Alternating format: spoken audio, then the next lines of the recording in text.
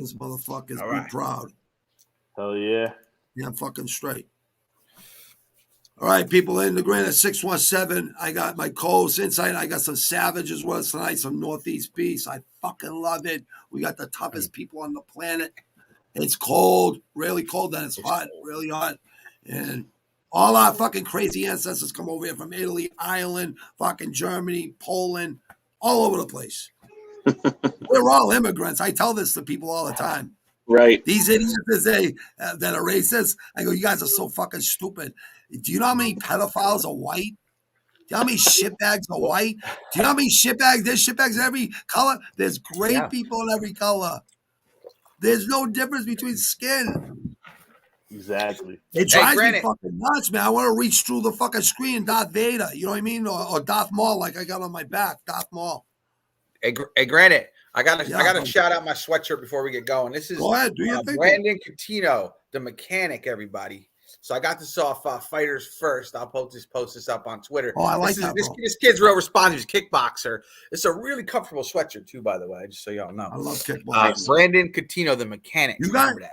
Insight. Tell you guys can say whatever fuck you guys. Yeah, we'll introduce you guys. Hey, let's try not to talk over each other, but and that's probably gonna be me because of my head injury in 2003. I cut people off sometimes. It's not personal. So just say what you guys feel, and I'll go over. I'll say the fights, and everyone will have their chance. You know what? Do like 2, 3. It doesn't matter. Nothing is scripted here. That's the beautiful thing about independent fucking shit. Perfect. Right? All right. There ain't no phoniness here. Nothing sugarcoated. We're real fucking men talking about fucking awesome stat card fucking Saturday. All right. Nice. So introduce yourselves, fellas, and then we'll get going. Please, guys. I'll go. So my name is Mike. You can follow me on Twitter at theproduct410. Longtime wrestling coach. Been at it 11 seasons now. Same school, high school level. Been following MMA for a long, long time. So any questions, I'm always there to chat with somebody. Love a good debate, as long as things are civil and peaceful. Yeah. And that's it. Let's get some fights. Thank you. Also, I can drink on this thing too, right? I can drink on this thing. Oh, 100%. I have lemon water on Thursday. On Saturday, it's a different story, though. But what I can drink. So here we go. I just smoke last guys, so don't be offended. All right, go ahead. Perfect. So I'm Tristan. I'm the founder of Octagon Bets, one of the main guys. What we do is we approach MMA from a complete algorithmic standpoint, quantitative standpoint. We take out the human bias. So we have algorithms and machine learning. We try to find value in Vegas lines. So we tell people how to really allocate their money. If this guy's overhyped or something like that, we take out the bias. We just we spit out the facts. So on Twitter, we're Octagon Bets. Instagram, we give out free picks, free parlays all the time, have a very, very good success rate. But, more than anything, I just love talking fights all day, every day. So feel free to hit me. Fights are like so unpredictable. Like you can be really, like I'm really, we're all knowledgeable, but there's some about fighting, like some guy might not have trained as hard as the other guy and mentally is fucked up with his girlfriend or something, and we don't know. You know what I mean? Right. Exactly. But it's guys like John. People hate on John Jones, but this year I'm gonna get back at everyone that talks shit about John Jones. Hey. Listen, I got a wife for 30 years in March. I've been with her 30 years, right? I've never hit my wife, never hit a woman in my life. I never hit my kids. I don't believe in that shit. But there's 8, 12, 13, 18 sides to every story, especially a fucking superstar like him. You got some John Jones, you'll get the belt. Nerd in the hotel. You know what I mean? Granted, 2 things. One, Tristan down there has one fatal flaw with his algorithm, and it's Dan Hooker. He loves Dan Hooker. Everybody likes Dan Hooker. I don't like Sean O'Malley or Conor. No. Conor gives up. Hold on. Yeah, but Hooker's such a fan-friendly fighter. Nice, to me, he's faded. But Tristan is he can't let that go. He can't. Exactly. And I love Hooker too. He fights, but I think he's faded. He's like a Cowboy Cerrone. Like he's faded. I think he's getting the 45 belt. I guarantee you. He moved to America. That's crazy. He brought his family to America, so he's here. He's set up here. That's crazy. Bro. Volk's like 5'5". Gonna take a knee right to the face, knock out. Hooker gets a belt. And then I gotta go one thing, Granite. I gotta get at you, Granite. Hey, Granite. I appreciate you gave me a head start in the pick'em this past week. So I appreciate you didn't have to do that for me, Granite. You didn't have to go. You didn't have to let me get ahead. I'm a nice guy till someone fucking. You were nice, man. You hooked me up. We're friends. You know what I mean? What the fuck? You hooked me up, man. I was like, at first I was losing, and I'm like. And then all of a sudden, it's all about giving back insight. It really is. Like, guys, listen. The first 25 years of my life, I was in prison at 19. I knocked out the biggest guy. The biggest white guy wanted to fight me in my first month there. I had a bunch of friends from juvie, because I grew up with no father. I grew up in a real bad part of the city, Boston and Southwest Quincy. Quincy's a city connected to Boston. And there's 13 boroughs. I lived in the borough where all the miners are from. 5 generations of Sandhogs. I'm a 17-and-a-half-year Sandhog. And there was a lot of drug dealing. And once they took sports out of middle school, and I was winning fucking Little League championships, pitching and hitting since I was a kid, fucking football, everything. Once they dashed my dreams, once they dashed my dreams with all sports, mostly baseball, because that's what I was in, street hockey and football and basketball. I was good at it all. I was playing chess in 3rd grade, for Christ's sakes. But listen, I could sit there in school and I can listen to teachers that are retiring the following year. I make more money than they do in fucking a week in one day. So I just walk Granite, don't talk bad about us over here, Granite. Right. I don't. What are you talking about? This is fucking brutally honest. This ain't scripted Max Kellerman fucking coward piece of shit. Hey, let's do ready for these fight picks. I'm kidding. Go ahead, do your thing. Hold on, I gotta grab some, brother. All right, so I will start it off. We're gonna start off. We got Kay Hansen, and I butcher names, boys, just so you know. Like my pronunciation is outrageous. Versus Jasmine Jazadu Vicious. How do you say that? Anybody else got a chance on that? I'd say probably just between 4 of us, I'm sure we'll get it. I think you got it the best. I was in the same thing. So want me to start? Then we'll go to the product. Yeah, you can start. Go ahead, brother. We'll go around. I told you. I'll be real quick with this. Go ahead. I just put Hansen's gonna get it done. She's 7-4 versus 6-1. I got Hansen. That's all I have to say. You're a product. We'll go around. Yeah, I'm also going with Hansen. Go clockwise or whatever. Whatever way. That's what we'll do. You guys make the order. Go ahead. Clockwise. Make me last. I've got Hansen as well. Jasmine's got no UFC experience, like no big UFC experience. So I'm going with hers. I'm going with Hansen over Jasmine as well. Probably decision. Yeah. I think I also picked decision. So I fully agree. I'm going with Hansen. However, I'm probably going with her by finish. Really? Yes, sir. The girl she's fighting, Jasmine, as you guys said, new to the UFC. She also, from what I know, heavily relies on wrestling. Grappling. She does land a lot of strikes, doesn't have a lot of power ability, but Kay does have 100% takedown defense. She's very hard to get down. Too. She has reach. She's very good on the ground. I do think she goes out and gets it done in under 1.5. There you go. There you go. I like Canada too. I do too. Blame Canada. Remember South Park? Yeah, that show, right? They just offered him like $400 million to keep it going just for making that show. And listen, talk about cancel culture and all this bullshit, right? This fucking whatever you want to call it, right? You're not going to cancel our cultures because we're the ones that fought to keep you guys safe. So, but that show, can you believe the shit they say? And they talk a lot of shit up there about us, but it's all right. So who do you got, Granite? I said I got Canada. I got what's her name? You going Canada?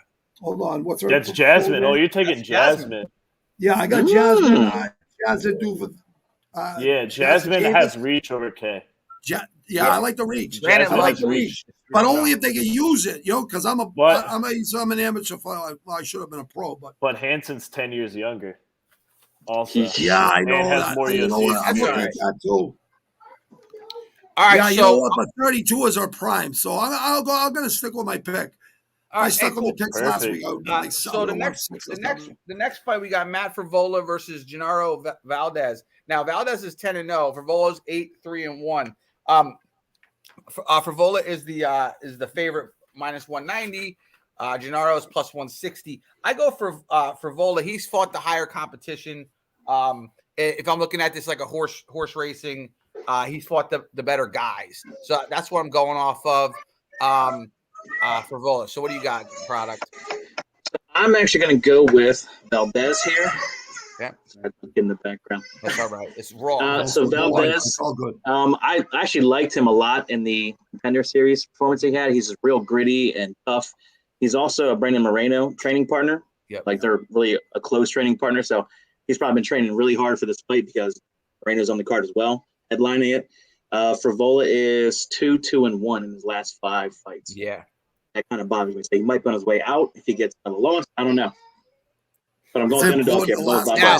And just so you guys know, I did pick. See, when it's bold, that means that could be an upset. So I got for Vola, but if I wanted to pick a underdog, it's your guy. But go ahead, Octagon Bets, hit it. Perfect. Yeah. So I'm also going for Vola. I do think he's just like, as everybody say, kind of more experienced. He's been in there. Valdez very good on the Contender Series. I remember watching him, but he's hungry. He's hungry. But for Vola is also just as hungry. You know, he's coming off 2 losses. Yeah, and he lost being to Sarukian. He lost to Sarukian, and he lost in like 3 seconds to Terrence McKinney. He lost to Savages. Really good guys. You know. So those are those are hard losses. You're going to learn from that. You're going to be able to come back from that, in my opinion. Oh, he's from Strong Island. Standpoint. Okay. Yeah. All right. So the quantitative standpoint, there's a thing out there. If you get knocked out in your previous fight, the odds are in your favor that you win your next fight. He got knocked out his last fight. There's a strong relationship between getting knocked out. Well, within 6 months, if you take a fight within 6 months of getting knocked out, that's a fucking stupid. You just gotta let your brain heal. That's tough, but most of the time, you do win. There's a high probability, so I am locking in for Vola. What do you got, Granite?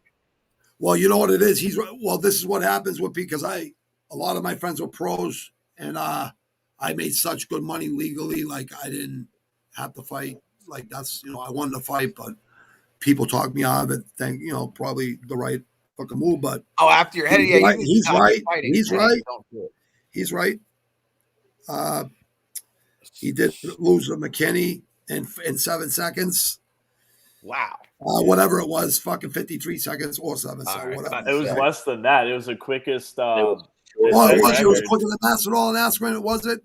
Yeah, it set records. It was on the Adesanya Vittori card. That's right. No, I seen both these guys fight. This one's a real high one. This is going to be a good fight. I think this might be a war. Yeah.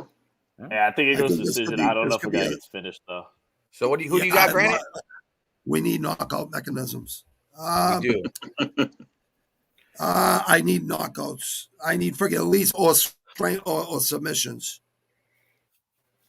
I'm gonna go with Frivola. Okay, so we got. Was that everybody? Pick that or no? Yeah, no. Product went the other way. All right. So we got a question there. We got a question. We got the first question. It's Anthony. He's talking about Cyril Gane. He's got Gane. We're gonna get to that. And I'll post that clip on Twitter of our John Jones is gonna be waiting in the audience too. Who he's gonna fight? Yeah. As long as he doesn't get arrested that night. So I have faith. Next up, we got Sylvan, he brings his brothers with him to keep Gomez, Juarez. She's from Argentina, looks like, versus Vanessa Demopoulos is like a Greek American. The line is +120. I see on ESPN here -140 for Vanessa. I am actually going slight upset. Juarez is 3-2 in her last 5, and Vanessa's 2-3. Again, sometimes in the undercard you get these people who have in their last 5 have been in a bit of trouble. Right. So I'm going slight upset Juarez. I have no feelings about it either way, but that's just off of. It's a big stage, too. Insight. You got to remember that. So, if you think someone's not good, they're gonna give it their all because they know the most people are watching. I hope so. On these, believe me, there's a lot of people gonna be watching this one. Yeah. So that's what I'm saying. It's a big stage. And Juarez is 37. She is older. But hasn't fought that much. She's got 13 fights. The other girl's 33. Yeah, she but I'm just going off at a 3-2. Who do you got, product? So I'm actually going with. I'm gonna screw her name up as well. So Vanessa. That's all right. Yeah. Demopoulos. Yeah. She's just a little bigger. Yep. Size is in her favor. She's got a little bit more experience. Going with that one. Didn't do too much on that on this fight. Love hearing all your guys. Yep. What do you got? What do you got? What do you got over there? You guys, you can take your time too, but you don't have to rush. It's all right. Well, these are early card. We want to. Let's see. Yeah, you guys can say whatever you want. I think I'm going to go with Juarez here. Slight underdog, definitely value in that. She is the slightly older fighter. She does have a 6-inch reach advantage, which is pretty drastic. And just looking at the statistics, Vanessa absorbs nearly 5 strikes per minute. That's a lot of damage. And on Juarez's side, her average fight length is about 4 minutes, while Vanessa's 15 minutes. So I think it's definitely saying that Juarez is a finisher and somebody who absorbs that amount of strikes per minute. It's definitely at risk of being finished. So I think I am going with the Juarez upset here. Definitely value. Yeah, they ain't slipping punches. That was one thing I noticed was Juarez was definitely a finisher. She's definitely a finish or being a finisher fighter too. So, well, to have the name Juarez is a fucking. That's like one of the most violent freaking cities in Mexico. Juarez, Mexico. Yeah. She's Argentinian. Yes, but and they're tough. I used to play chess in 3rd grade with an Argentina kid, a Cambodian kid, and a kid from my neighborhood. They're tough. They're tough people. Yeah. So who do you like think, Juarez. I like Juarez too. For some reason, I just like something's telling me my gut. You know what I mean? So I'm going to go with my gut. I don't bet on these fights, people. So I'm just letting you know. So I don't have nothing to lose. I don't think these people do either. Really don't. So next we have Tony Gravely. Tony Gravely, he's American. He's minus 240. He's 21-7 versus Salmon Salam Oliveira from Brazil, 18-3. So minus 240 versus a plus 200. I went with Gravely. I don't have anything more to say on that one either. I don't see the upset. It's not bold on my paper, so Gravely gets it done. Although I am concerned about this card with Brazilians. Sometimes they allow Brazilians and Russians to like dominate a card. If you look, you watch, they'll just send all the Russians and all the Brazilians. So I'm going to stick with the American. No, he's the favorite, and that's that for me. What do you got? So I also went with Gravely as well. He's fought the much better fighters. He's beaten guys like Chris Montano. Yeah. So experience there. Hoping that pays off. I didn't look too much into Oliveira's record, except for it's not really close bigger names. Yeah. So I don't think a lot of UFC experience, man. But go ahead. What do you got? What do you got? Hoboken down there? Huh? Yeah. So Oliveira, it is his UFC debut, so that's why he's no UFC experience. There you go. I am going with Gravely here. I just think Gravely is a way more active fighter, way more experienced. He lands at an insanely higher rate. He has a lot more takedown attempts. What's his name? Oliveira does have good takedown defense, but I just think Gravely is going to put it on him, walk away with his arm raised. Nice. Oh, Granny, you got the beater on now. You're looking jacked over there. Oh, I got the heater on out here, and it gets hot after a while because I don't got the window open. I just looked up and I was like, "Oh snap!" That's why they call you Brandon, man. I was like sweating a little bit, and I already sweat enough today. Brandon, I don't need to sweat no more for the night. What do you got, Granny? Gravely or the Brazilian? What are you thinking on this one? This is all early prelims, by the way, boys. This is a pretty big card. It is. Sometimes you get some of the best fights in the prelims. And you get the brawls. People out there trying to make it for themselves. Yeah. And there's no one in the freaking stands. Right. And when I go on there from first fight to the last fight. Yeah, when I went to concerts, I went to see the backup bands too, because it was Motorhead and fucking a lot of epic bands were backing up like the 80s fucking Slayer, Megadeth, Metallica. I seen those bands in their prime, the originals. I was just at a Metallica show out in San Francisco. See, I can't listen to anything Metallica from the Black Album on. It ain't Metallica to me. Everything Metallica is their first fucking 3 albums with Cliff Burton. It was their 40th I saw them at Woodstock 99. Ooh, hey, listen, as long as they put on, if you liked it, that's all that freaking matters, because I'm just into their like really fast shit. and I realized. Oh, that's the old stuff, like the Megadeth stuff. Right. Yeah, well, I love Kill 'Em All, but I like Ride the Light and Master of Puppets. I think Master of Puppets. When you put those albums on, all that. Yeah, well, when you put those albums on, you put like the first 4 Slayer albums original, you put the first 3 original Megadeth albums, well, the first 2 original Megadeth albums, and then So Far, So Good, So What? You don't have to go through 5 songs to hear one good song. Every fucking song is epic. And the guitar, I fully agree. Epic. And there was struggle in the music. There was fucking soul, hot struggle. There was fucking attitude. Like, I remember I had to run the fucking phone was I have 100 numbers in my head. Like, these kids don't have no idea about hustle anything. They're all in the house on their computers. We used to be 100 deep outside, 200 deep. I don't fucking get it. I'm sorry, guys. You're good. I get a little frustrated with these, but they're good kids. They're very smart. I give them that. I do have faith in this generation. I do. I'm blessed with 2 really good kids. I don't got to worry about nothing with them. I think we lost him. Granted, so we're at Gravely and Oliveira. Who do you have, Granted? Who'd you guys take again? Because I was we took Gravely. All of you took Gravely? Yes, sir. I'm gonna go against you. No. UFC debut guy. You know what? I like Brazil because the guy that did my brain surgery is from Brazil, so I feel and Jesus is over Brazil. I have a spiritual reason for this. Oh, there you go. Not all Brazilian fighters either. Not all of them. I'll take Oliveira with the upset. Okay.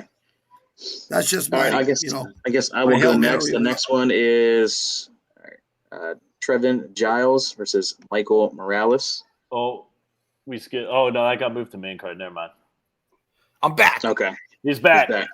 Yeah, my battery just died faster than I've ever seen a battery die. Like, I plugged it in, I turned around, and I was gone. I'm like, it's because this says energy. You got high energy in here. That was crazy. Did you guys do the next fight or no? No, we just started. Go ahead. All right. Wait. Who did Granite pick with the grabber? He picked Oliveira. He picked debut Brazilian. All right. I love when Granite goes on a limb like that. That's what I like. So next one now. This one I do have bold. Okay. This one I'm like looking at. I looked at a long time. You got Jack Della Maddalena versus. That's pretty. He's from New Zealand or Australia. I can't tell whether he's Australian.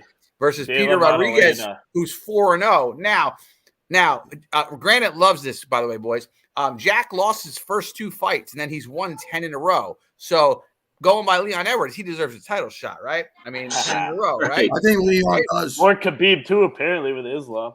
I don't know where they get that from. So Pete Rodriguez is all first round finishes, right? He's never been past the first round. I think it's probably his debut though. So Jack's only 25. Going off ESPN, anytime a guy has no picture, kind of like a little bit weary of him, right? But I have this down. He lost his first 2. He's a finisher. Jack's a finisher. Pete is also a finisher. And he's only been Pete's been to the 3rd round 1 time, but everything else is first rounders. So that being said, I have Jack by KO or TKO in the 3rd, which I'm not sure if that's how it's going to fly. But if he gets to the 3rd, I think he can finish him. But and this is only off experience. But I have this bold. So with the line being what's the spread on this one? It's Jack, it's minus 340, minus 340 plus. Yeah, I was just going to say big underdog. So I went with Jack in my picks on the Tapology to try to get my picks up. But if you want to bet an underdog, I think this could be one of the ones to do it. But what do you got? What do you got there, Mike? I'm going with Jack. I mean, I feel like they're feeding them here a little bit. Yep, it happens. Sometimes trying to build a fighter up, so you give him you got a can. Yeah. Oh yeah. Yeah. I fully agree. Layup, you're right. It could be a layup or it could be a toss, one or the other. Yeah. Yeah, I fully agree with De La Maddalena. Jack, I remember watching him on the Contender Series and instantly fell in love. I knew he was going to be big in the UFC. I do think they're giving him a fight. Like, a dude's 4-0, making his UFC debut. Yeah, guys have done it. Experience wins in the end of the day. Like, it's going to give you the edge. I'm going with Jack. Probably finish in, I'd say under 1.5. I think he gets it done pretty quick. I'd say second. All right. Unless they turn people stiff every time, like Alex Ferreira and people like that, and Izzy, when they were coming up, they turn people stiff. You know what I mean? Yeah. The young guys that come up and are born punches or born kickers. You know what I mean? One or the other, or both. See, that's what people ain't gonna. John Jones was ragdolling friggin' light, 200 pounds. You're a heavyweight. I don't care what anyone fucking says. Rocky Marciano won the fucking heavyweight belt undefeated at 189 pounds. And Ali up there was not 180, no, not 192 when he beat Sonny Liston there. They weren't over 200 pounds. Yeah, they were small then. Yeah. What do you got? They went 15 rounds too. Do you think this one is also a layup, or what do you got? I don't know why it's such a freaking big freaking discrepancy on the money line. Usually that's telling you something, because I thought this would be like a pretty good fight. Like, both guys are going to fight hard, bite down their mouthpiece and freaking. I think they will. Insight, who do you? What's the current line for Jack? Let me check on the. It says minus 340 for Jack and plus 270 for Rodriguez. Let me check. That's what it says on ESPN, but his might be off like $5 or $10. Yeah, we'll see what it says, but pretty close. But Jack opened at a minus 300, so that means a lot of people have thrown money on him. So Jack is minus 365, and Pete is plus 280. So, granted, you went with Jack or what? Yeah, I am. I'm definitely. I'm confident. All right, like I just like to take chances. No risk, no reward. All right. And, so next we got Morales. I like to piss people off too out there. Like, if they're saying, "How can he take him?" And you know what? I've been in like 300 fights, amateur fights. Some people fold, in front of people. Yeah. They're great in the gym sparring, but once they're in front of people, they stiffen up. So, yeah. Some have adrenaline dumps too. My little cousin does MMA. I feel like he gets too worked and then he gets gassed. So we got Michael Morales. He's 12-0. He's a slight favorite at minus 145 on Tapology versus Trevin Giles, who is a plus 120 underdog. Giles has got, I know his name. He's got more experience. He's 3-2 in his last 5. I'll keep it quick on this one. I got Morales like TK or KO in the second. But it could go either way. Is this stack card, guys? What do you got? What do you got down there? We'll have it done. It'll be like an hour and 10 minutes tops, like to go through this whole card. Yeah. I actually went with Giles on that one. I feel like he's had the tougher fights. He's beaten tougher fighters. And he's had some finishes. He's had some decision wins. So I feel like he can kind of do a little bit of both. Yep. All right. So you got him. What do you got down there? Let's see. So this is a very tough fight to predict. Morales making his UFC debut. I do love Giles. In Giles' last fight, he fought a guy coming up, Dracus Duplessis, South African guy. Very good kickboxer. Giles was winning that fight.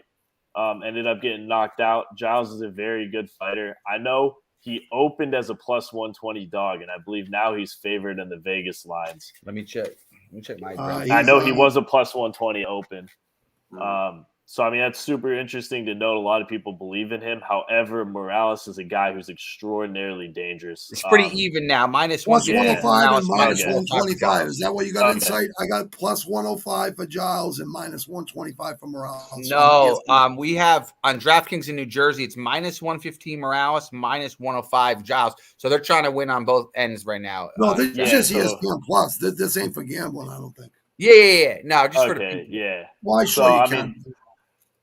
Morales, he throws a lot. He throws a lot of takedowns, has extremely good takedown defense against Giles, and Giles doesn't have the best takedown defense. So, I mean, I'm probably going to go with Morales here, but if Giles slips back up the positive money, I'd probably throw in Giles out out of a value. I think there's definitely value there. Both guys are going to finish each other. Well, not each other, but they could both finish each other.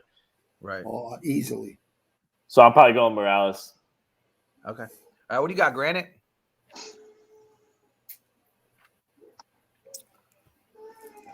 He's frozen. You know Granite. what? I don't think this kid is going to be another Chito Vera. I think he's going to be good. Ecuador. I think he's good. I think he's good. I'm not saying he ain't good. I think he needs some more experience. I think he needs a few more fights, or maybe a loss to motivate him more to train harder. Because they got to get well-rounded, you know what I mean? And they're not well-rounded in Ecuador because they don't have the facilities, you know. Okay. I'm going. My screen just went fucking haywire on me. I'm going with Jesus Christ. I'm going with Giles. Okay. So are we split, or am I the only one? We're split. No, you went Morales too, right? I'm Morales as well. Yes. So that's cool. 2-2 on this one. I like that. Right. Now, I might switch by fight time, but right now I'm Morales. Oh yeah, that's what I did last week, people. I'll be honest, I did too. I did it too last week. So this next one is interesting. I have this one as my highlighted one too. We got Barclos, 34 years old, 3-1, 3-1 UFC versus Henry, who looks like Fabio with his hair. He's got this long hair. He's got this crazy hair. He has a mullet. Now Henry's in his debut. He's a big underdog, plus 370 at original on ESPN, and Barclos is minus 490. 16-2 Barclos, and Henry is 21-5, but has never fought in the UFC. Now, Henry's never been finished. So I know if you've never been finished, like I get it, this is your UFC debut, but if you don't get finished, then a lot of times you don't get finished. I feel like, So I have Barcelos by decision. But I highlighted this because, this is his debut. We don't know. Sometimes these guys you don't know. And, some of these other fight promotions are good, too. So, it's a That's big why I said don't worry about getting the names right. People know who you're talking about. Henry I got. But, so it's a big – the money line, and this is one of the biggest layups, except for the next one we're going over. That's the biggest layup. But this one is, minus 490 plus 370. If you want to throw a couple bucks on Henry, I'm not against it in his debut for his lovely hair, So what do you got? Something interesting insight. 1 second insight. So this fight's been canceled 2 or 3 times and rescheduled. So this is a fight long in the making. Is it happening? That's right. Apparently it's supposed to happen last weekend too. What is this? Is this the new? Is this the Tony Ferguson versus Khabib? I read what's going on here. Talking about. Yep. Tell him what it is, bud, because I only read a little bit. You got more info than I got. I didn't even know that, but that's crazy that they keep trying to make this. What did you hear? Because I only read a little bit of it. I didn't know how true it was. What with the Henry? Yeah. Henry versus Barcos? About it not happening, or I think it's on. Yeah, right? about why it didn't happen before. Was it a COVID issue? Let me see if it says. I'll let Mike give his thing, and I'll see if I can figure out. Mike, okay, Mike. Oh, it's all right. This one is is one of the two that I had the hardest time picking. If I'm remembering correctly, I feel like Henry is a longtime training partner of Josh Barnett. Okay. So he's really good with a lot of grinding style, a lot of that catch wrestling, which has always been pretty good. And Barcelos has kind of had problems with grinders, Right. That being said, it's hard to bet against him. He has the experience. He's had the bigger names as well. I mean, he's went to decisions with some tough guys as well too, and won some and lost some. So I feel like I'm slightly leaning towards Barcelos here, but like you said, I could definitely toss some money on Henry. See what happens. Yeah, because Henry's only lost in decisions, never been KO'd, and he's fought fucking a lot. Right. I mean, he has a lot of fights. That's tough right. Kid. He is a tough kid. Yeah. Anyone that can, I bet some punk probably went up and said, "Hey, long hair, fucker, whatever." You know what I mean? He probably said, "Hey, what you call me?" Bang. Right. Yeah. Baby Jesus. Let's just be real. Come on. That's probably what happened. Facts. I'm sure it happened. He looks like his nose has been busted a few times too. What do you got, Tristan? I'm sorry. I think I'm gonna have to go with. Oh, no worries. So It was canceled due to COVID protocols. Okay. Because I remember I read something about it too. Yeah, because I remember this fight's been coming up for a while. Yeah, but I mean, I think I'm gonna have to take Barcelos. I just think he's a way more aggressive fighter. I was looking into Barcelos a little bit. His last loss was a majority decision loss to Tamir Valiev, who's a kind of an up and coming guy. But something super noticeable or that stood out to me is that he's one of 2 guys to beat Said Nurmagomedov, who's also on this card, who's a very, very, very elite striker. Is kind of seen as one of the future guys, not related to Khabib at all, but he's seen as one of the top strikers who's up and coming. So that stands out to me as Barcelos really knows what he's doing if he can go out there and decisively win over Nurmagomedov. Right. So that's probably why I'm going Barcelos. That was versus Korean Zombie fight card. That was on that fight card in 2019. Yes. Yep. So he did beat him there, but I don't think he's going to go out and finish Henry.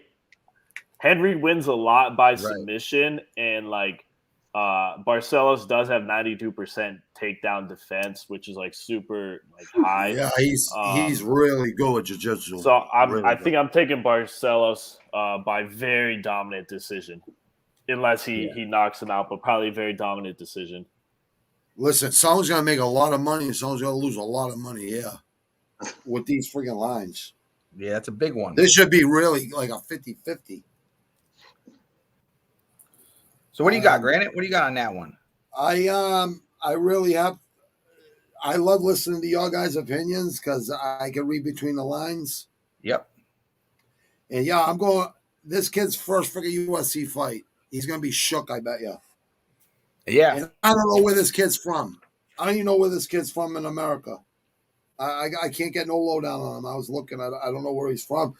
That's and mysterious. It's not where you're from. It's not where you're from. It's where you're at. But come on, let's be honest. If you're from a tough city, usually you're freaking tough people.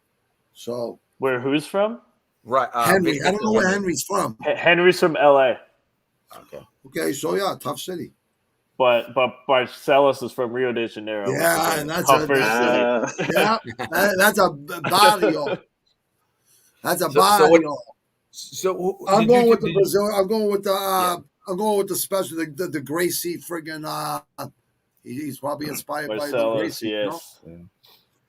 Yeah, so, I think it's going to be a good night for Brazilians. That's what I was worried about. The one I went against because I'm sometimes they it's they'll all 5 will win. It's almost like they've sent a squadron. Inside, look at all the killers, the Brazilian killers on this card. The Russians. Look at all the killers. Figueroa, and Pereira. Yep. Yeah. There's a lot of tough kids. Yeah, man. Vera. Yeah, I know. So, all right. So the next one is the one. I'm excited for this. Yeah. One. So people have been talking about this one, and this kind of reminds me of O'Malley versus the Boston kid. He got, he came in that kid from Boston that kid kept. Well, why did they stop that? Why did they stop it 2 rounds prior? Why did they stop with 40 seconds? Let the kid friggin' go out on the shit because Granted, you a Sox fan? I was happy when they finally fucking broke the curse. I was more happy when the Bruins won it in 2011 because they won it in 71 when I was born. That was the last time. So they always let me down. And the Patriots, everyone hates the Patriots. We had losing teams for fucking 30 years. You did. I'm a Jet fan, so I can't do anything. I'm a Steelers fan. Yeah, so they're our enemies. You know what I mean? But you know what? I do respect New York and Maryland. Like my son's going to basketball. He's a stud in basketball. We don't respect Maryland. I'm sorry, I'm a Steelers I like fan. Maryland. Nothing there. We did all right this year. Are you from Maryland or you just live there? Are you from there?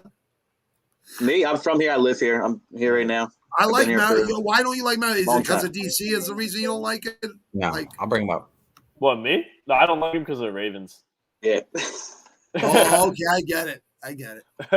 Hey, listen, when everyone took the Giants against the Ravens in 2000, all my friends, I did bet the Super Bowl. I took the defense wins. I said defense wins championships, guys. Absolutely. And so I took squads. So this next one is the last prelim. Ilya Topuria. Topuria. I was pretty close. He's from Georgia. You're doing good. Well, hold on. So Topuria doesn't know where he's from. Apparently, like he was it born says in Spain. Germany, but he was I born heard in that one, too. Germany. But he walks around with the Spain and the Georgian flag. So Well, I don't know where he's actually from. What's his name? He's a little confused. Overeem's always rocking some British flag. He's from Netherlands. Like, Overeem, you never know. Yeah. Versus Charles Jourdain. Jourdain, he's from Canada. Yes, now, whatever country's treating him the best at that time, I guess, right? So Jourdain is in a picture with Gon on Twitter, and Gon is like double the size of him. Like he was bent over. Man, it's crazy. I had a double look. It's crazy. But Jourdain took this fight late. He's up on this line plus 475, and Tupuria is a minus 650. So this guy's 11-0. He's 3-0 and he mashes people. Like from when I'm looking at his stuff. I have smash your boy tomorrow night. I have Jourdain as the lamb again. We talked about this before, but he's only 26. We'll see if he can stop this from happening. But it reminds me of the O'Malley thing. Like everybody wants this kid to do well, but you can't bet on him. I don't think. O'Malley's when he was losing to Vera, he said the ankle and shit. Once a coward meets resistance. Yeah, O'Malley. Hold on, he has balls getting in the ring. He's on a coward.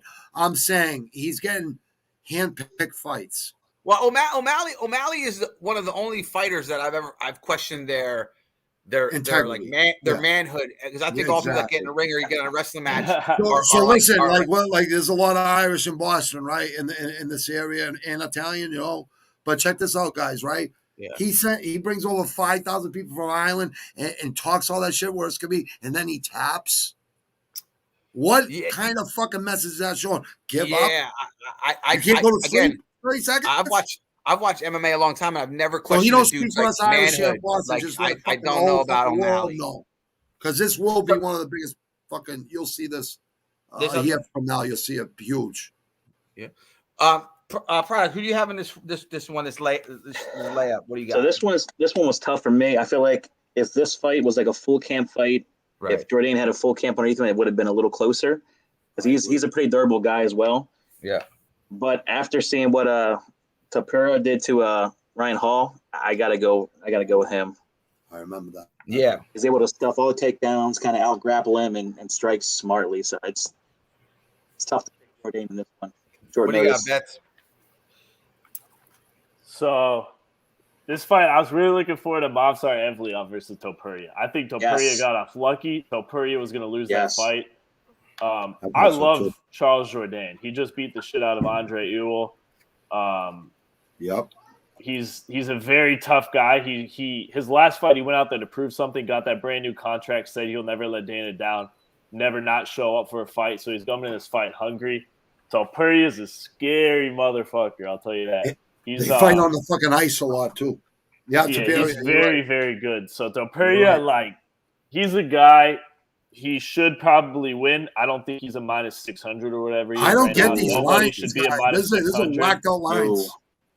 So I mean, I did call the Juliana Pena round 2 submission. I'm going to call the Charles Jourdain round 2 knockout. Wow. I do think Jourdain's coming in with just a mentality. Yeah, if Tupuria wins, I'm not going to be surprised at all. But Jourdain's a kind of a guy where he's very, very, very dangerous. And just given that anybody's that big of a dog, I'd throw money on them. At the end of the day, it's a fight. That's a slap in the face. True. I'm going to write that one down. So Jourdain all the way. I fall in love with that guy. No offense to Tupuria. There you go. It's a hooker. I'm taking Jourdain. There's a bias. There's a bias there, Bets. The algorithm is not. No one's being biased. Everyone's just taking it. No. Granted, it's because he likes algorithms that take away the human bias. That's fine, though. But then he falls in love. Numbers don't lie, dude. But then he falls in love with these fighters, and then he goes against his algorithm. I'm telling you, I thought Dan Hooker was going to fuck up Islam. But he will fuck up. Oh, how can you think that with Khabib? Come on, dude. He was training with Khabib for 30 years. Well, I don't know. I think Dariush submits Makhachev. I thought Hooker. I was thinking Hooker might upset him too. I was thinking that too. Yeah. I thought there was a chance of it. I think if he had a full camp, I think he would have. I think you're right. I think you're Yeah. absolutely correct, and I agree. I agree with our man here too. I agree with what he was saying.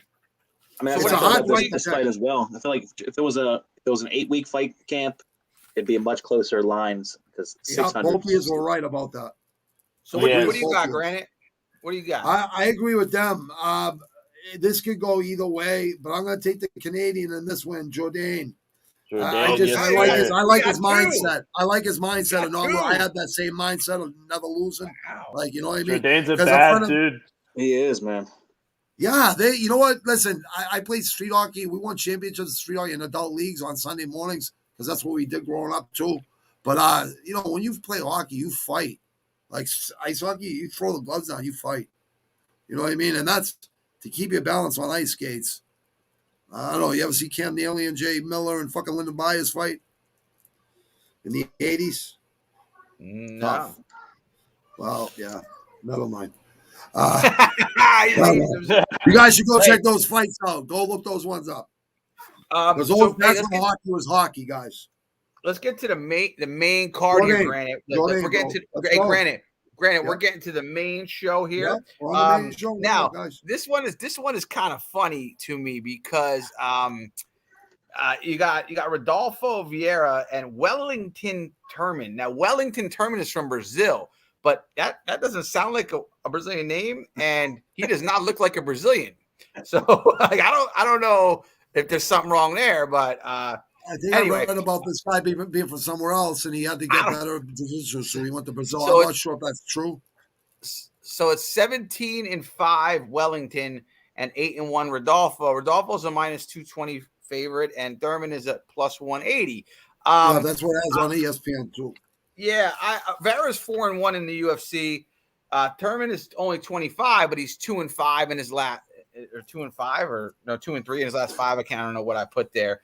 I got Vieira by decision. What do you guys got?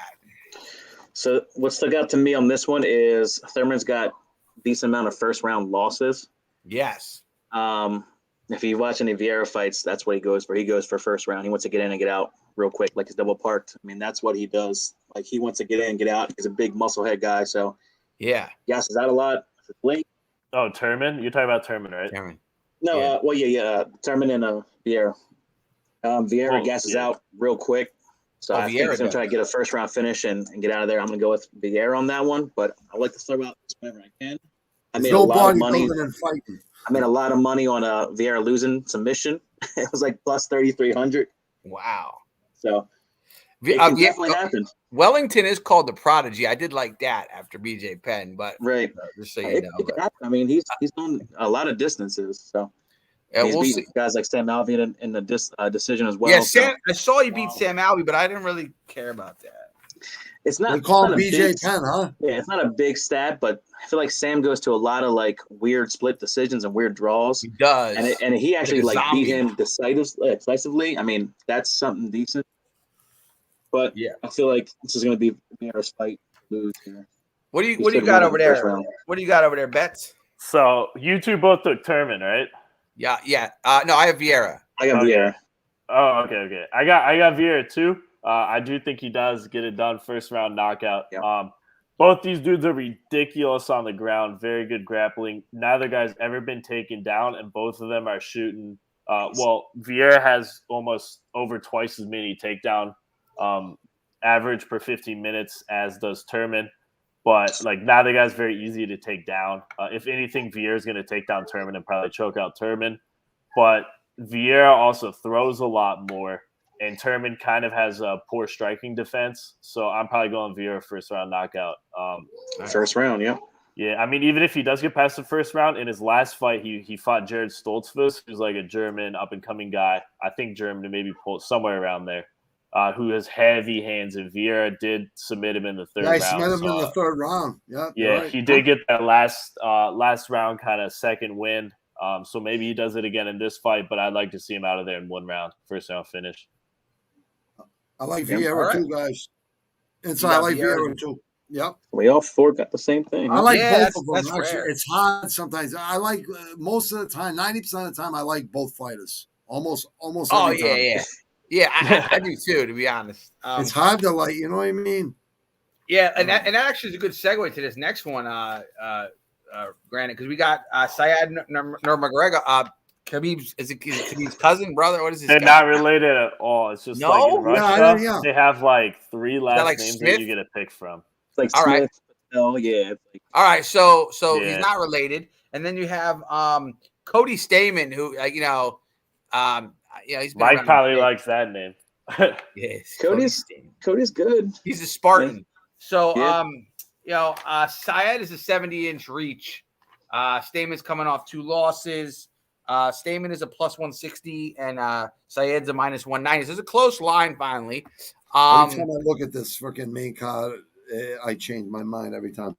Yeah, you might change it 3 more times. This one's a close. This one's a tough one. Cody's 19-4-1 and Syed's 14-2. So this is decent matchup. I got Syed by decision though. What do you got down there, Mike? So I'm also going with Syed as well. Cody's had a lot of problems with decent strikers, and he always looks like he fights short to me. Like he fights very short range. Kind of like Mendez, Chad Mendez. Yeah, like he just doesn't throw, long and like jabs. You got pillow hands. Yeah. So, Cody, Cody. I think it'll be decision. I think it'll be unanimous though. Yeah. Yeah. I like all your guys' picks. This fight's very difficult. Stamen's a very good wrestler. I do love his wrestling. However, Saeed or whatever his name is has over 70% takedown defense. He's not a wrestler. I don't think he could spell grappling. I don't think he knows what it is. Yeah, but the thing that stands out to me is that he fights with Zabit, who we all know has very elite grappling. Shapovalov or something. Yeah. And if you have good sparring partners, you're gonna reflect. So Saeed knows how to take down defense, which is if Stamen gets him down, Stamen's gonna win. But I don't think he's gonna be able to get Saeed down without avoiding some sort of a striking. Saeed, as I said earlier, is like a super elite striker. So I am taking Saeed here, but definitely valuing Stamen. I don't know what the line is right now. Let me check. He's a plus 175 at open. So, I mean, there's plus definitely value in Stamen, but my official pick as of this second is probably Nurmagomedov. Okay. It's right now, before granted you go, it's 190 minus 195 for Syed, plus 165 for Stamen. So they were $5. They're like $5 off. Sometimes, it's plus 160 here, plus minus 190. Yeah, we're usually pretty close, Granite. Yeah, Granite, what do you think about that one, Granite? I agree with everything all you said. To be honest with you, I'm going to take the Russian because he's knocking people out. And not only that, not just knocking people out. He's beaten some pretty good fighters, and he's had 2 KOs in his last 3 fights have been KOs. 1 unanimous decision loss. Nice. So, Ortega, the Korean Zombie, was the last time he fought. That's the only thing I'm worried about. Yeah, he hasn't fought for fucking 2 years. Yeah, I saw that. He's real weird with his timing. That's I don't like that for some reason. But if he's freaking sparring with Zabit every fucking training with those guys there, I mean, you don't really have to fight every freaking 3 times. I thought Zabit fell off the earth though. He's still around. I think he's helping. I think he's helping Khabib in promotion. That's what I think he's doing. Who knows? Yeah. All right. So we're unanimous on that one too. So we got our final 3 coming up here, boys. So this is the money. This is the stuff. So you got Michael Pereira. He's like a wild man to me. Like he's like got no defense, right? Like he's like, he reminds me of the commercial with the guy who comes in the ring and he's doing all spin kicks and stuff, and then the guy just punches him in the face and knocks him out. It reminds me of that guy. Like to me, like he's just a wild dude. He's a minus 280. He's 26-11. He's 26-11 because like he's just like he's either gonna knock you out or he's gonna get knocked out. I think he's just like doesn't care about defense. He reminds me of the guy who beat Reyes with the back elbow a little bit. Jerry Prospectives. Oh no, he's a savage. That guy, he's got a mindset. But his defense is also weird. No, you're right. His hands are down. I go, you ain't Tommy Hearns. Yeah, no, you're right. They don't keep their hands up, but that's how they pay feel. For that. I feel that's how they feel in the zone. That's just the way they train. And reminds me a little bit of the guy who beat Izzy, actually, too. In kickboxing, that is, whatever that guy's name. Like those three guys. These three guys remind me of each other. Alex Ferreira, right? Insight. I might sway your decision. I don't know, but most of his losses were early in his career. His last loss. I know. Look, he's 3-2 in his last 5. He has lost 2 in his last 5. One was an illegal knee loss to Diego Sanchez. But he's again. That could happen again with this guy, right? He's fought tough guys his whole fucking career. But you're not going to sway my pick because he's going as Andre Falaho. He's 14-3. Pereira's a -280 favorite. Falaho's at +230.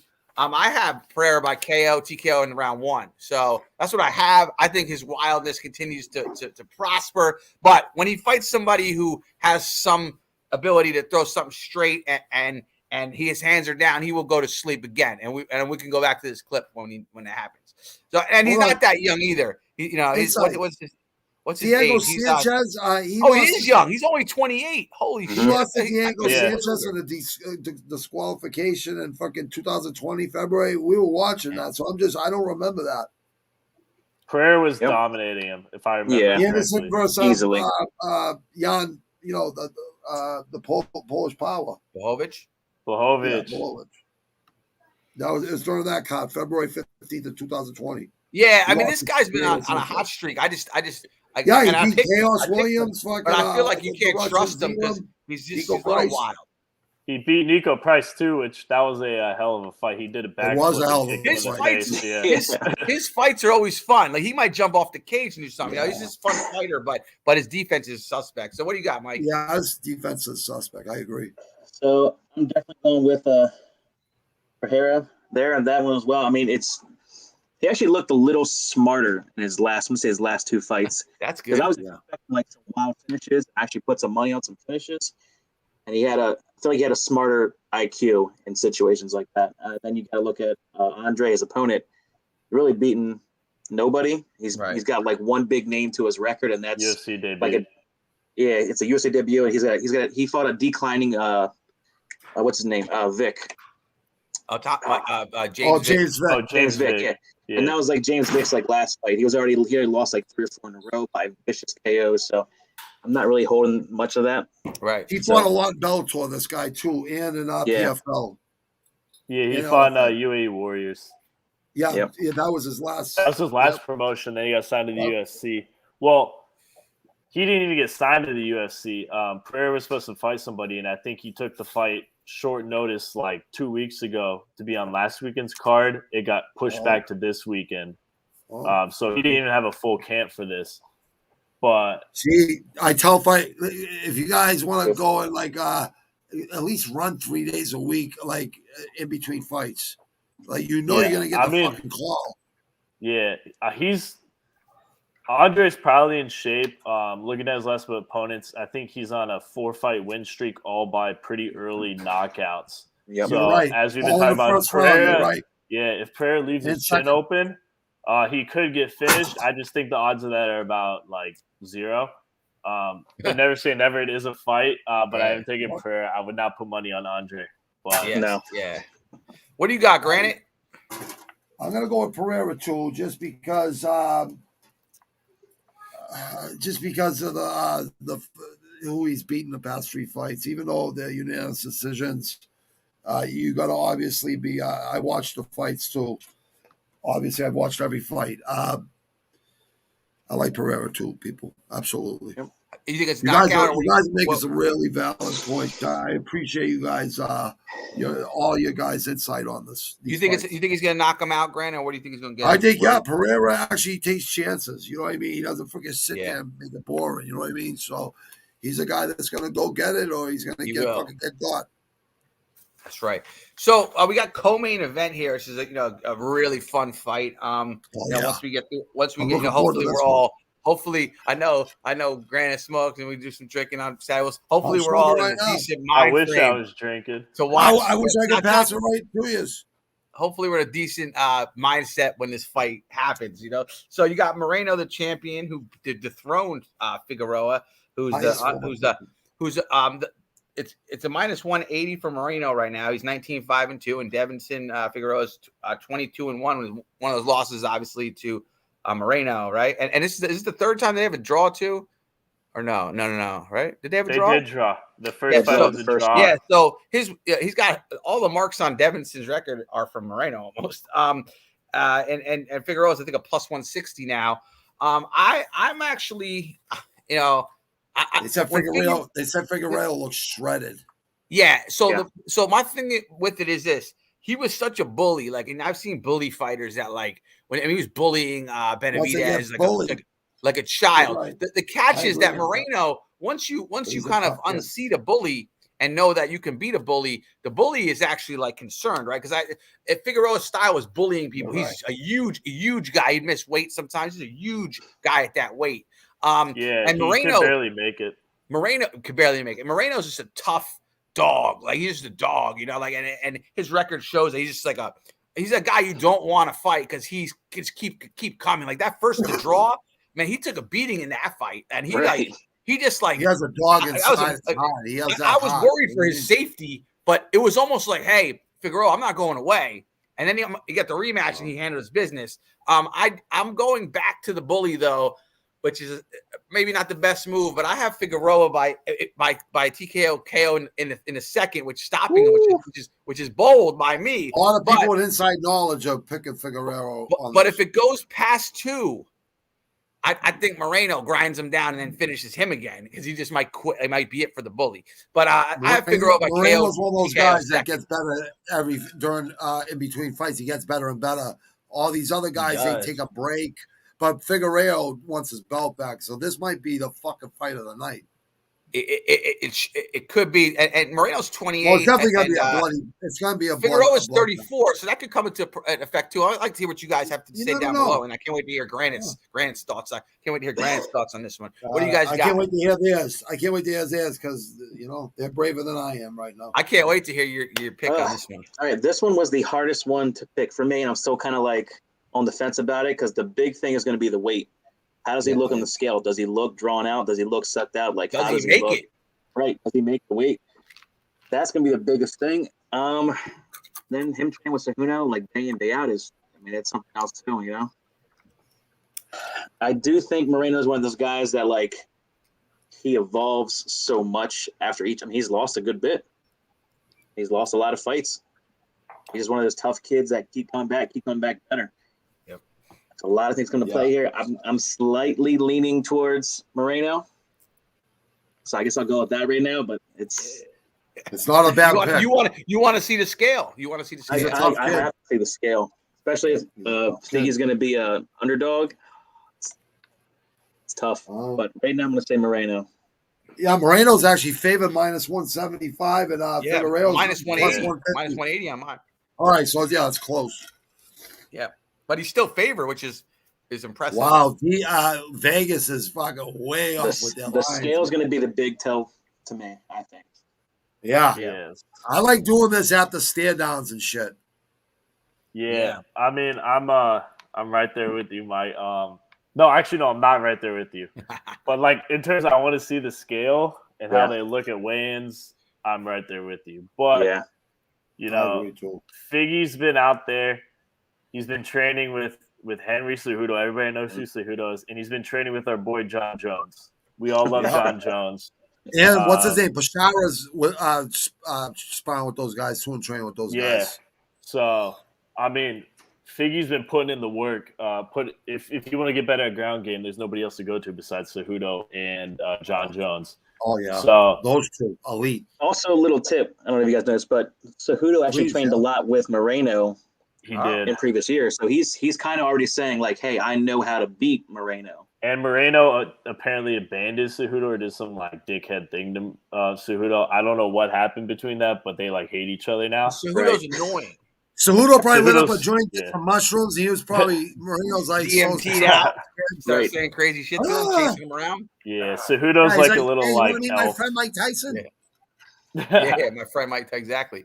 Yeah, not a huge fan of Cejudo, but I'm not either. But you know what? Olympic gold medals. That says something. He knows his shit, but that's mental. You know, he evolved. He evolved quickly. That's mental fortitude. Super quick. So, Olympics. This fight's very tough for me. For me, this is the hardest fight to predict. Absolutely. Figueiredo, another thing that he said is during the rematch, he was very business focused. He just opened up a gym. This was only in the Unfiltered or whatever. He was very focused on that. Didn't feel like he was mentally there. This fight, he's shredded. He's ready to go. I think we might see the best version of Deiveson Figueiredo we've ever seen before. But he could also gas out in round 2 and get choked out by Moreno. That's right. But my official pick, I'm probably going with Figueiredo. My heart says Moreno. I love Moreno. I love his journey. But I do think I'm taking Figueiredo, and we will see the 4th fight. Okay. I'm calling a 4th round finish, by the way. I'm afraid to mention that. I'm calling a 4th round finish. Okay. By Moreno. Wow. Either one. That's the hard part. That's the beauty of it. That's the hard part. Okay. 4th round finish. Granted, what do you got, baby? You guys fucking fucked with my head. So you guys gave me a motherfucking half. Oh boy. You know what? Fuck it. I'll just go with I love the story of Moreno, just like I love the story of Francis Ngannou, just like I like a lot of stories about guys that beat the odds. I'm taking Figueiredo. He's shredding. He's taking this really seriously. And I think he's dangerous when he takes shit serious. He's like, reminds me of the Roberto Duran of the UFC. Okay. Yeah, wait, who did you went with Moreno, right? I'm sorry. No, I went with Figueiredo. You went Figueroa. Yeah, he does remind me of Roberto Duran a little bit. You're right about that. Well, Duran won belts in 4 different divisions. He was a light. Yeah. He was never a natural middle. Well, when he was in between fights, he started making more money. That's when he started getting heavy. I could see that comparison though. So it's like 71 and fucking 1. It's for 74 fights. Yeah, we're gonna let's go to the main event here now. And when we're done with this main event pick, what I'd like to do is we're gonna go around quickly and just say our co-main event and main event picks because I'll snip those 2. Just say who you're picking, not like why. And we're gonna snip that for like a little clip for Twitter. I'll put out there our main event picks. So you got Ngannou. Everyone's go with it. We're good. We're all go. I'm good with it. That's fine. Yeah, we got Ngannou. Ngannou 16-3. We know most of his career. We've seen a lot of it. And we got Cyril Gane 10-0. And we've seen most of his career. Both from France. I'm not down with that, just so you know. But the French helped us in the Civil War versus the Brits in the South. That's a Revolutionary War, though, right? Oh, the South, you mean? Northeast. It was the Northeast versus the South and the Brits. I don't know. I'm just not down with right? French. But Mel Gibson was in that war. Yeah. So yeah, you're right. Yep. That's it was a real war, though. It's a real war. So the way I'm looking at this is this way, and I know people are gonna, especially the kids on Twitter who love Ngannou. I'm not a big fan of a technical heavyweight. I like heavyweights that bang. And that's why nobody holds the belt very long. Just beat the best heavyweight of all time in the UFC, Stipe. You know how hard it is to beat Stipe? Yeah. Stipe fought like an idiot that fight. Yeah. He exploded in when he thought he had him hurt. He got caught with a left. And did you see his takedown attempts? Francis got better at freaking wrestling. Well, but all Stipe had to do was survive about 30 more seconds, and then Ngannou was going to gas. I was impressed with Ngannou's gassing, actually. But I'm more impressed by Gane's fight versus Lewis than Francis. Well, Lewis doesn't move though. It doesn't matter. Lewis's power lasts from the 1st to the 5th more than any fighter I've ever seen ever fight.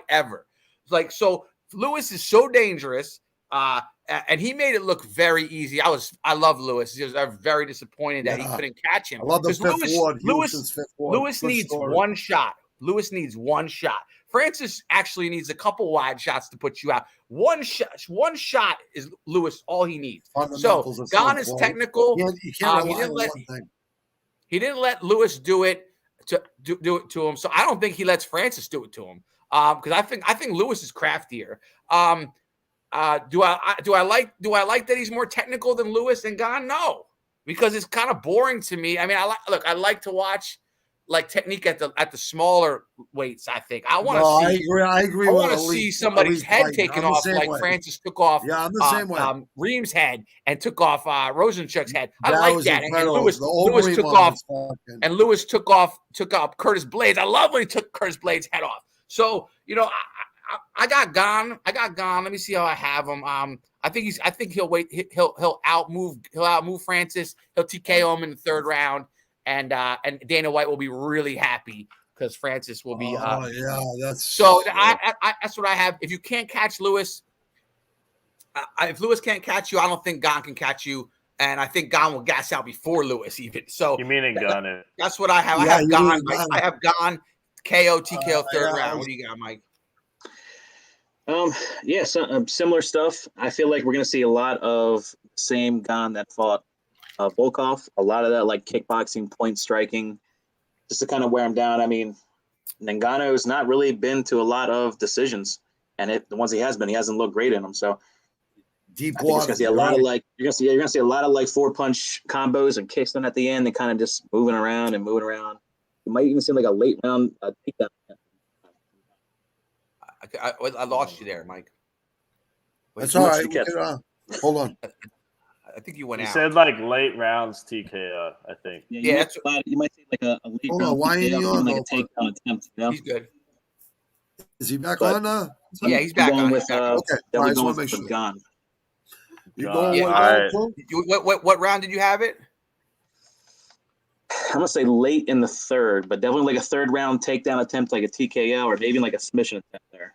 Okay, and just one more thing before you go. I haven't seen Francis really improve that much. Really, power is power. I haven't his gas tank did a little better versus Stipe, but I haven't seen a lot of improvement, to be honest. He's the same dude that I've seen.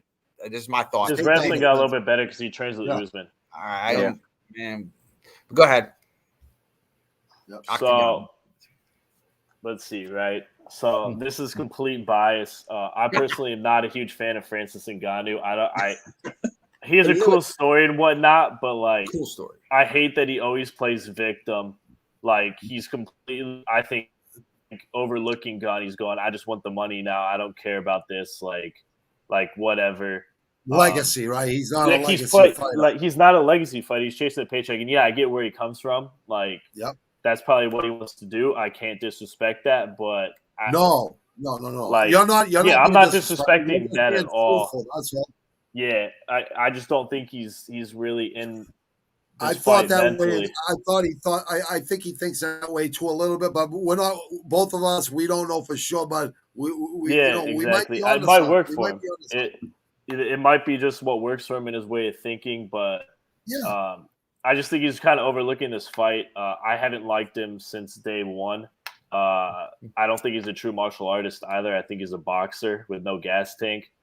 Gane, on the other hand, can kickbox. He's technical. Gane kind of pisses me off too, though, because I think he's so okay with being just mediocre and average. Right. He does just enough to scrape by and win.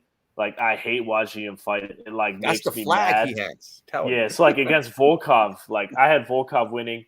Well, I thought Volkov was gonna win, and Gane just like made me so upset watching him fight Volkov that I was like, I hate this guy.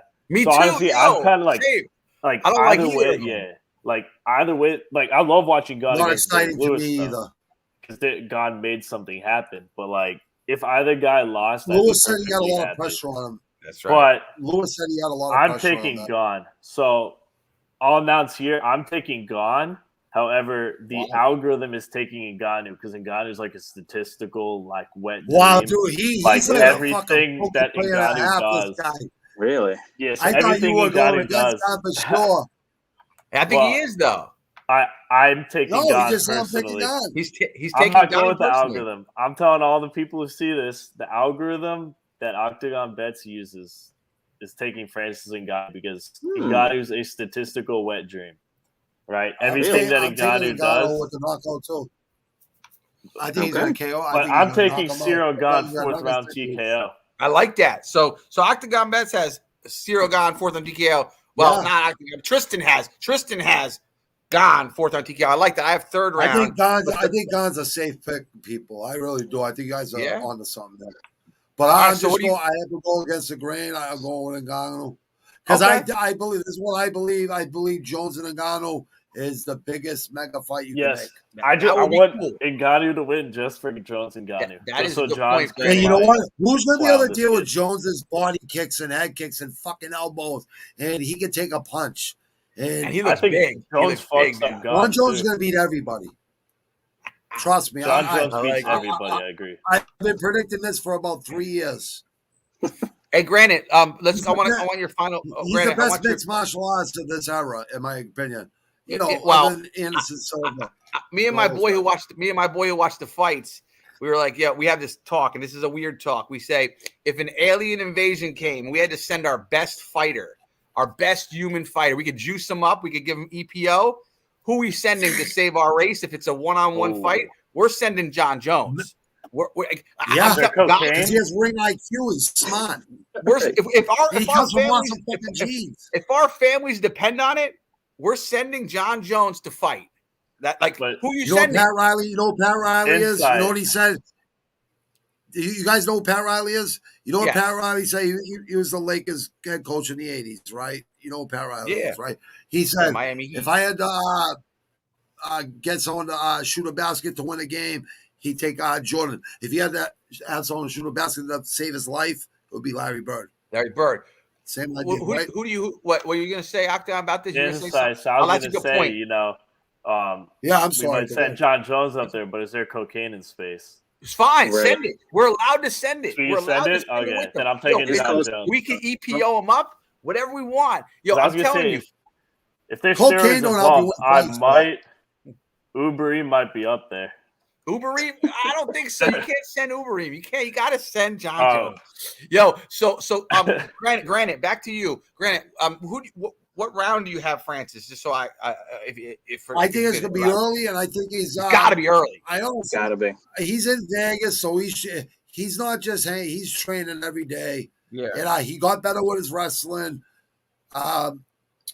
Beating Stipe like he beat Stipe. Like, listen, to beat Stipe, there is no excuse. Like, Stipe didn't use no excuses. He was the better man that night. Well, Stipe didn't use an excuse, but everybody else is for him. Yeah, they did. Yeah, you know what? No one can judge anybody, and I can't stand fucking people out there that talk shit about fighters and they wouldn't even step in a ring in a million fucking years. It makes me sick to my stomach. Listen, people have some fucking respect for these fighters out there in the fucking world in your little safe little fucking room. And you think there ain't gonna be an app with GPS and gonna find you one of these days. Yeah. So let's not talking shit out there, you fucking idiots.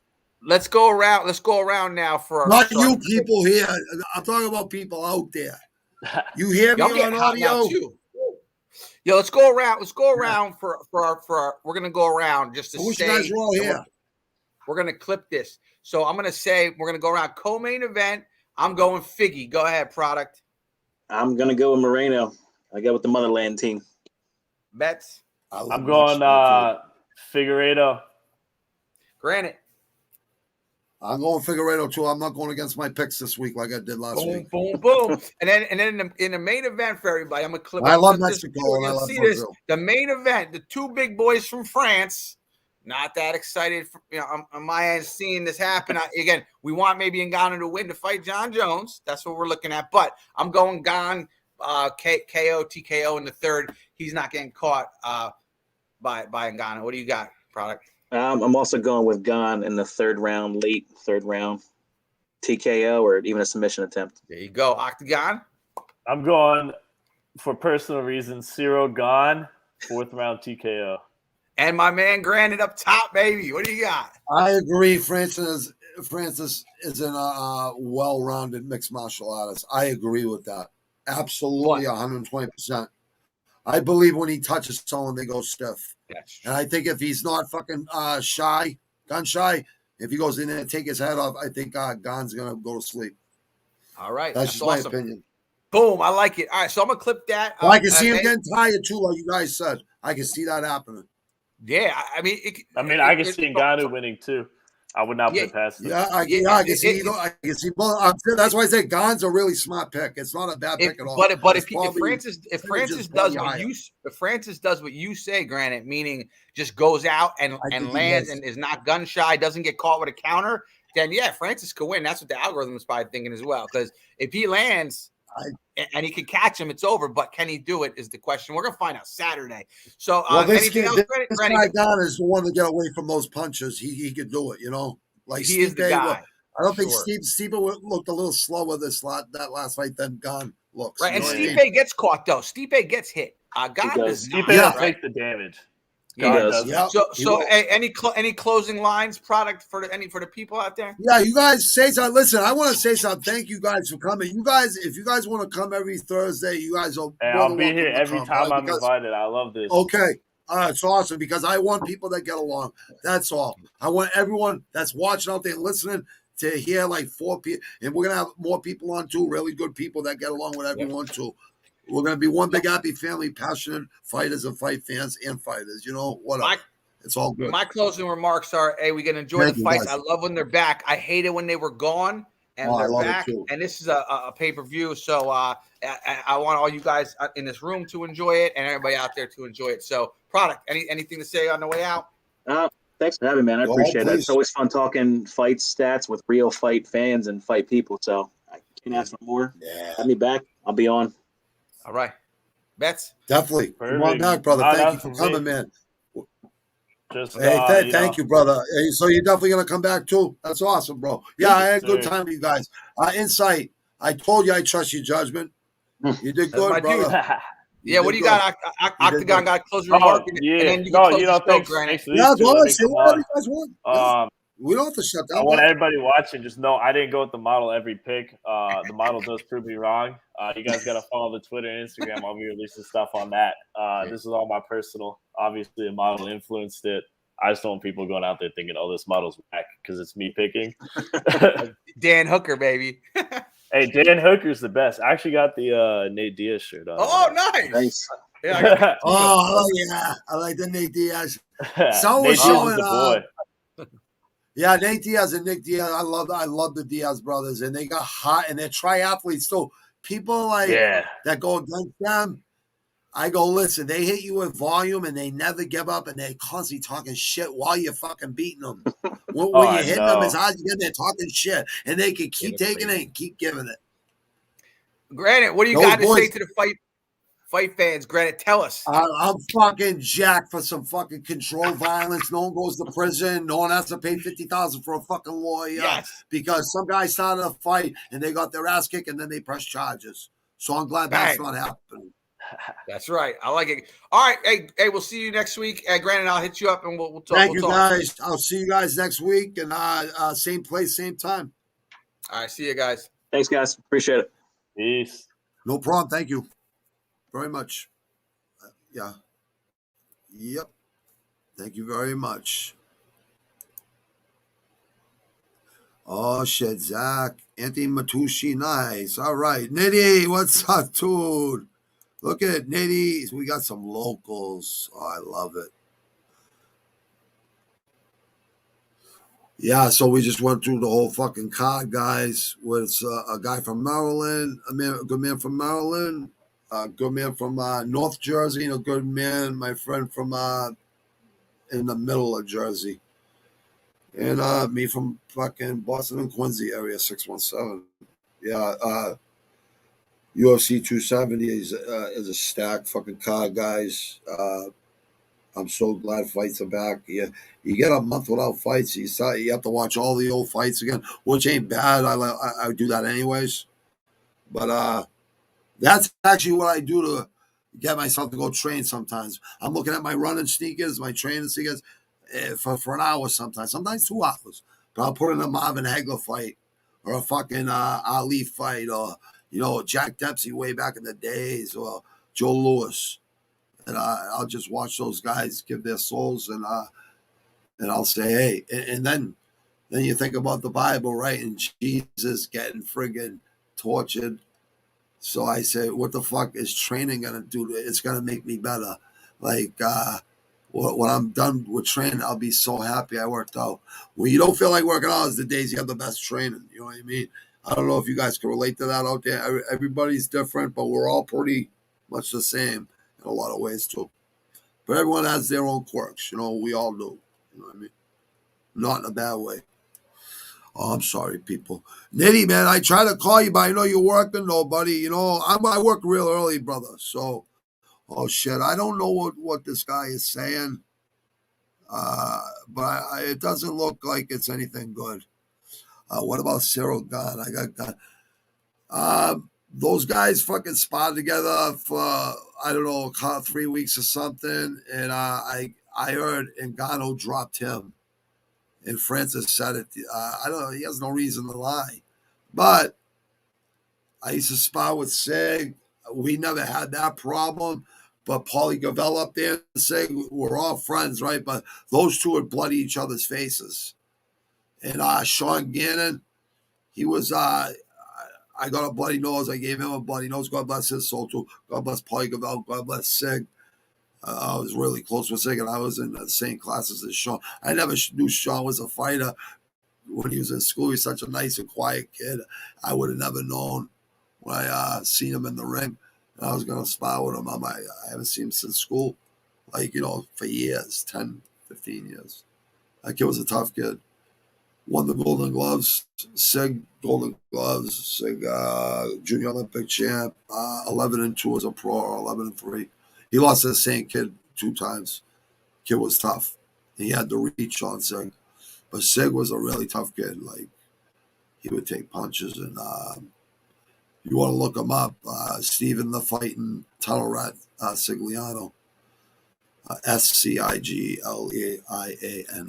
And some other locals that are gone way too young. Eddie McAloney. Siggy's a heavyweight. Eddie McAloney was a middleweight or a flyweight. I think he was a little under. Yeah, he was under a middleweight, and you know, he was a really good. Paulie Gavel up there. I think there's some amateur footage of him. I'm pretty sure he's a real tough kid. Could have been a great pro. I could have been a great pro. Like me and Paulie, I feel the same way about him as I feel about myself. I could have been a good pro. I had a kid to take care of and a wife, and I had to take the tunnel jobs. I was making really good money legally. And if you're going to fight, you have to eat, sleep, and breathe it. Like, I train right now. I could go right now and fight because I do all my work. I work smart enough. I do it all early in the morning. I'm done by noon. And I don't work for nobody. I work for myself. So, you know, I already did my time working. I got my early pension coming when I'm 55. So I'm pretty, and my wife works at the city. She has over 20 years. So yeah, our future's secure. You know what I mean? We got one more kid that's going to finish high school next year, and 27 and 17. I can't believe it. A year plus from now, if he says he wants to go somewhere and live, listen, I can't tell him no. He's going to be an adult. I can't say no. They got to go learn life on their own. You got to let your kids go. And it's a hard thing to do with my firstborn. It's the hardest thing to do, let her go. But she's a really good kid, and she did really good with her life. And my son is a really good kid, very blessed. I got kicked out of school in 8th grade. I was a fucking horror show. I would just walk out and go down and hang with the older kids and make money. I was such a fucking asshole. I was like 28 going on. I was on 13, 14, 15 going on fucking 28, 30 or 24, you know, because I was always like dealing with adults all day long, and not like adults in school, not like squares, you know what I mean? Really mellow, like what we would call square when we were young kids. And, you know, Nitty, I hope everything's going good, brother. You know what I mean, brother? Honestly, brother. Zach, you too, brother. Anthony, you too, brother. Cyril Gahn is, I think, here's the deal, what I think. I know John, I'm pretty sure John Jones is going to be there. If not, he'll be on fucking Twitter or something. I can't wait to see what he fucking puts out there, because he's going to want the next fight. And I think Francis and Jones makes more sense. and makes a lot more money. So, Inside, you're my co-host. You're supposed to take it out with me, bro. But you got everyone out. You did a great job, Inside. Good job, bro. Zach said we're a fucking, last week he said we have really good chemistry, and so did you. We did. Those guys are good guys, and I got a dear friend of mine coming on next week who's a really good guy. He fought into his 40s for fucking charities, so we got really good people coming on there, and we're gonna run with it. I got so many other podcasts going on, like so many really great guests coming on. You guys are gonna be really happy if you guys are enjoying like some of them. But you got to remember, people, like, I'm just learning technology, and there ain't no book on podcasts, and you have to, I don't know, you got to kind of like feel it out every time and get a little bit better every time. If you can just get a small percentage better, even if you get 0.10% better, you're over 1,000. You're gonna be complete, and you'll be. Hopefully, I'll be the next fucking shock jock of the fucking Northeast. I really want a radio station where I can play epic music 24/7, put some people to work, 8 hours a piece, putting on fucking epic fucking tracks. Nitty would be a guy for that. I know that. I think Matouche, I think Insight would love that one. Yeah, we do need. Oh yeah, brother. Don't worry about it, brother. Dude. We'll talk, bro. But those guys were good guys. They were good. They were a good pick, bro. I had faith in you. I could bring guys on, no problem, bro. But I wanted to see, and they were really class acts. I gotta admit, I'm not gonna. They were good people, and I felt comfortable talking with them about fights. I think listen, it's not about us inside. It's about the fans, the people that are listening. I really believe they want to, hear about 4, 5, 6 people's opinions, but we should be talking a little bit more, me and you, absolutely. And we'll talk about that. You're right. There's got to be a little creative process involved. Like we said, brother, we did it last week, and we did it this week. It went really smooth. It went good, and we had fun. You know what I mean? And we gave our honest opinions on the fights. I watch fights every week, so I know, and I've been in a lot of fights. I understand fighting pretty good.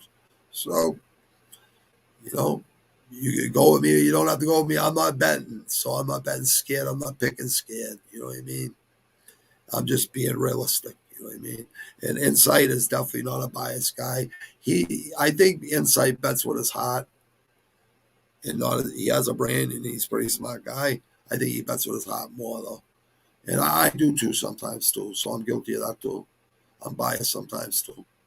So I would never go against John Jones. I would never go against Khabib. I would never go against Tony Ferguson. I hope he comes back after like a year, takes a year off, and comes back and starts smashing people again. Because that kid, what a fucking tough kid that kid is. I think him, John Jones, and Khabib, those 3 are the guys that would never tap during a fight. Gaethje's a savage. I think Conor, if he stayed at 145, he would have stayed champ, I bet you. But him coming up and talking shit and then tapping, you talk all that shit, and 5,000 plus come from Ireland, and you give up in front of those people. What's that saying? Because I'm 60% Irish. That pisses me off. 25% Sicilian, which is Italian. And now I know I got to get my temper from my whole life. And 15% German. Well, my grandfather on my mother's side was German. Zephaniah, same name as Zach's. That's why I call him Zephaniah, because that's what's his real name. My grandfather. I hope he's in fucking hell. He's a piece of shit to his kids. Anyone that's a piece of shit to his kids, I don't fucking respect. So you guys might think that's harsh, but I'm not going to go there. I'm not going to go there deep into that. I got to wrap this up, people. Insight, great freaking job, brother. You're a good man. Oh yeah, dude. Yeah, definitely, dude. We'll talk about that. You're right. We'll work it out where it's we'll start it out, me and you, for a while. We'll talk about, the whole card. We'll go through some, key fights, and then we'll bring the people on. You know what I mean? So we could do it like that too. And I agree. I think that's the fair way to do it. You know what I mean? You are the co-host. You have some say. You know what I mean? I told you that. So, it's the creative process. It's this. We're going on our third one now together on Thursdays. I keep content going at least 3 to 5 to 6 times a week. Sometimes even more than that. It all depends. But I'm trying to really what's it called? Trying to get better with the camera angles, and I'm trying to give you guys better perspective with visual and audio wise. So that's why I'm trying to tell you guys, people are listening. They can't watch because they're working. They want to hear what we're talking about, everyone's opinion. So that's what I think is really important insight. Actually, I know it's really important. So, I really am pretty smart when it comes to business decisions like that. And let's face it, we'll have merch coming up soon. We're going to make a name for this pretty soon. It's just going to be called, something on Thursday. It'll be in the granite, obviously, but we'll call it something else. And we're going to elevate a little every week, people, Thank you for my co-host Insight tonight. You did a great job, brother. It makes my job a lot easier because I got to do a lot of stuff here with audio and all the other places, podcast apps and stuff. I got to keep content going to there and YouTube, you know what I mean? So thank you, people. Insight, I'll talk to you about those final picks for Twitter. All right, brother. Thanks a lot, my friend. I'll talk to you later on, too. I'll look in the DM, like you said. All right, brother. Take it easy, guys. John Nitty, you still got the same number. I'm going to call you on your number this weekend. I got to get back to a couple people this week, too. Nitty, you're definitely one of them. I want to talk to you, make sure, see what's going on because communication is important. And I want to have you on here. Mike Fryer said he'll do it with you. You guys want to do it together or something? So you guys, I can send you a link wherever you are if you're not local, and you can come right on the screen. I'll send it right to your email. You hit the link, and I'll put you right on the screen. And me or Mike Fryer, you know what I mean? You guys been supporting me since day one. I'll always remember you guys, bro. Nitty, plus me and you were in elementary school together. What? I was sad when you moved away, dude. Like for a couple of weeks, I was sad when you moved away. That's real fucking talk, bro. What was it? What was first, second, third grade or something like that? So when you have friends that are your age, at that age, you kind of bond. Me and you bonded. You were a really good kid. I know you're a good kid still, but you were just one of those nice people that was good to be around. I'm sure other people said that you're a really nice person. You know what I mean? I'm sure. Listen, bro, I know about depression. I know about being in a rut. I know, being all that shit. It's a test, Nitty. That's all it is. God will never give you more than you can handle. And I'm not preaching to you about fucking God or nothing like that. But it's true. God will never give you nothing that you can't handle, brother. And you can handle anything. You've been through a lot. You know what I mean? I haven't seen my mother in 11 years. That hurts me, right? But at least she's alive, and I do talk to her. But I can imagine how that would, if I lost my mother younger, I was already an asshole and put my mother through a lot of shit in the courts. And, she seen me. She thought I got 20-year fucking biz when I got a 20-year contract, 2 years of service, split sentence. So she automatically assumed 20 years. No, I didn't have 18 years of parole because it was a split sentence. I did 14 months or 30. Yeah, I did 14 months. I got paroled, and the guy let me off parole after the third time.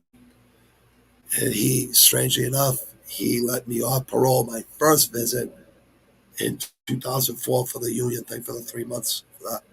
So in all reality, I haven't been in trouble since I wrapped up my second state bid in 95, the end of 95. So that's the last time. So in all reality, the last time I was in trouble was 93 when I picked up the second state bid, selling cocaine. to Navy intelligence and South Shore Drug Task Force. Which Navy intelligence was in there, I have no fucking clue why. But the kid who brought the Navy intelligence up to me, you know who you are, motherfucker. I'm not gonna threaten you. I seen you at 7-Eleven. I said, hey, remember me? And you smashed your freaking truck and you fucking sped out into the traffic. You were scared to death. You were shook. Dude, that's what, don't be a rat, right? I should have waited till I was 10 feet away from your truck and said, remember me, instead of just doing it 30. Because even my friend said, Robbie, you said too far away. But I thought I'd get my hands on you. Teardrop on the eye. Clown. All right, people, have a great night. See, that's bummed me out, man.